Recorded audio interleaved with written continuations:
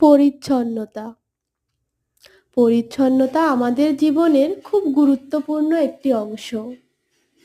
প্রাত্যহিক জীবনে আমরা কি পোশাক পরছি, কি অ্যাক্সেসরি ইউজ করছি, সর্বোপরি কিভাবে আমাদেরকে অন্য সমস্ত লোকের সামনে, সমস্ত সমাজের সামনে কেমন করে রিপ্রেজেন্ট করছি, তার মধ্য দিয়ে আমাদের ব্যক্তিত্বের অনেকাংশই প্রকাশ পায়।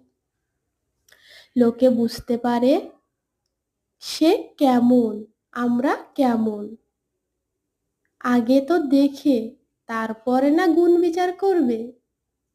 তার জন্যই আমাদের প্রত্যেকটি জিনিস সব সময় খুব যত্ন সহকারে পরিষ্কার পরিচ্ছন্ন করে ব্যবহার করা উচিত। সব সময় খুব ব্র্যান্ডেড জিনিস পরতে হবে এমন কিন্তু কোনো বাধ্যবাধকতা নেই।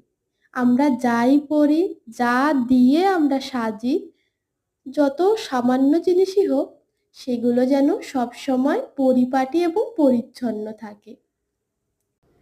আর সানডে একমাত্র দিন যেদিন আমরা নিজেদের সব ব্যবহৃত জিনিস খুব সুন্দর করে পরিষ্কার করার সময় পাই।